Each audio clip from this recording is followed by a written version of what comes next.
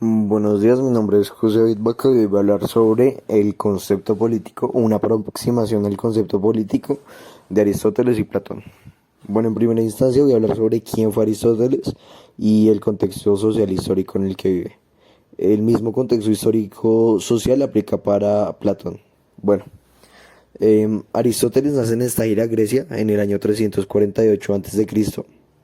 Él se encamina pues en el camino de la filosofía a partir de los 17 años. Previo a este estudia medicina gracias a su padre, porque su padre es médico personal de Filipos II, el rey de Macedonia.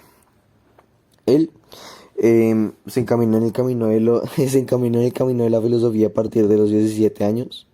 Es maestro de Alejandro Magno, le enseña la mayor parte de las cosas, tales como justicia y retórica. Le enseña a escribir algo de griego, hebreo, babilonio y latín. También le enseña la naturaleza del mar y del viento y entre muchos otros. Bueno, ya por otra parte, él fue estudiante de Platón y Platón fue discípulo de Sócrates. El marco teórico de Aristóteles es Sócrates. Sócrates estudia muchas de las cosas de las que habla Platón, tales como lo políticamente correcto. Sócrates decía que el bien era total y absoluto y también universal. También habló mucho sobre el arete griego, que son los valores que persigue el hombre griego. Y pues estos valores se sintetizan en la grandeza. Eso le sirve mucho a Aristóteles porque Aristóteles plantea que el Estado es un medio para que los ciudadanos de un Estado alcancen la felicidad. Ya para finalizar los marcos teóricos o las bases de conocimiento de Aristóteles, Platón y Aristóteles tienen una dicotomía muy grande de conocimiento, por lo que Aristóteles derivará muchos de los conocimientos básicos políticos de Platón, tales como la propiedad privada. Aristóteles abarca diversas ciencias y temas como la metafísica, que es el estudio de la realidad, de lo imperceptible, las ciencias prácticas, que es la ética y la política, la ciencia de lo divino, que es todo lo relacionado con los dioses, y las ciencias especulativas, que se sintetizan en la física, la matemática, la química y la biología. Él se enfoca mucho más en la biología. Dentro del contexto social histórico y su correlación dentro del desarrollo de Aristóteles en el campo filosófico, existe el conflicto civil entre Macedonia y las ciudades de Grecia. Eso, los espartanos y los atenienses le tenían mucho recelo a los estagiros, por lo que tras la muerte de Alejandro Magno, Aristóteles, pues esta será la principal causa de la muerte de Aristóteles. Em, bueno, después de esto existe la guerra del Peloponeso, que fue una batalla campal entre Grecia y Esparta. Es una guerra de ideologías. Esparta representa la oligarquía y Grecia la democracia. Esta guerra contemplará un espectro muy amplio de consecuencias dentro del campo filosófico, ya que en ese entonces la democracia era muy criticada. Después de esta guerra será más criticada, ya que Esparta saldrá victoriosa. Esparta representaba la oligarquía y ganará cierto prestigio dentro del campo político. Bueno, ya por otra parte, Aristóteles define diversos conceptos básicos políticos, tales como la familia. La familia es el producto de la satisfacción de necesidades cotidianas, tales como la comida.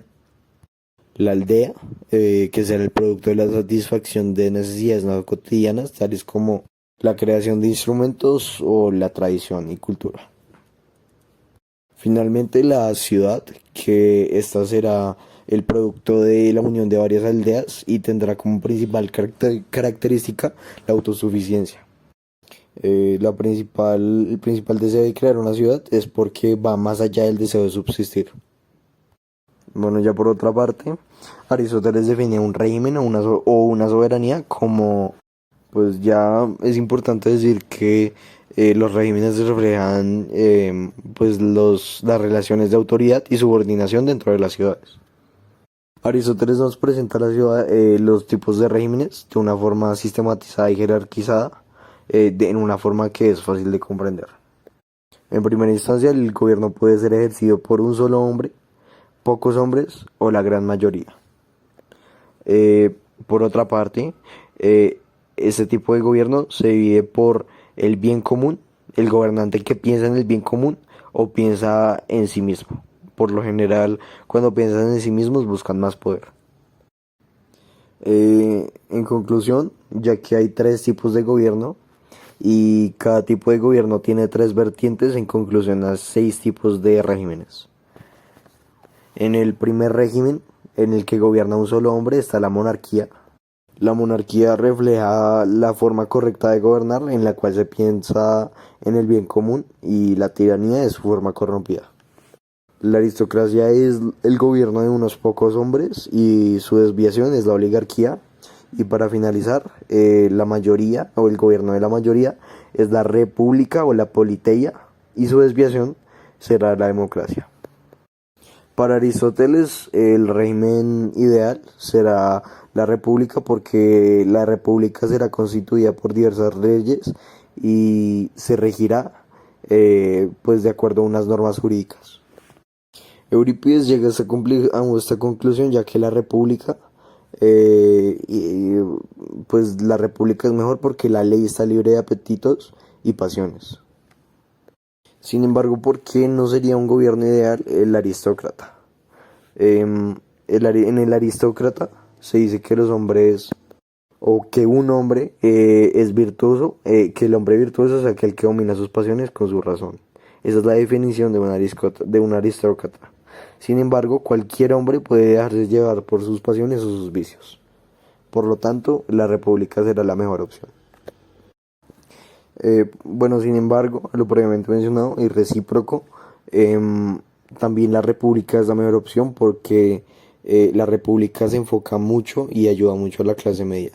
La clase media para Aristóteles es la mejor porque se encuentra dentro de un balance económico y moral, pues dentro de la sociedad. La clase media será la que pagará la mayoría de los impuestos en la antigua Grecia. Podemos llamar feliz y floreciente la ciudad virtuosa. Alguien virtuoso para Aristóteles es aquel que conoce, aquel que es sabio y tiene una amplia variedad de conocimientos. Ya para finalizar, hay que definir un poco mejor los conceptos básicos políticos.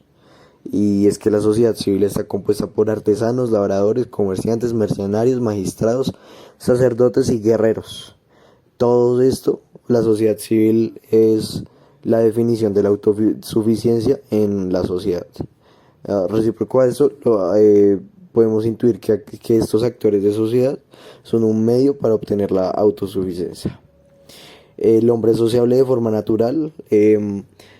Aristóteles llama a los hombres animales políticos, ya que el hombre naturalmente está hecho para vivir en comunidad.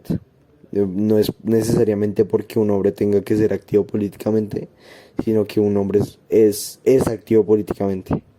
Y pues ese es el requisito de ser ciudadano. Para Aristóteles la mejor forma de gobierno, pues ya como lo había mencionado, está a base de los aristócratas, ya que los aristócratas gobiernan y su exceso de dinero y de virtudes les evita la molestia de robar. Aquel hombre que es rico no necesita robar más, y aquel hombre que excede la sabiduría pues conoce los límites políticamente correctos. Finalmente, él critica mucho la democracia porque la igualdad en todos los aspectos permite que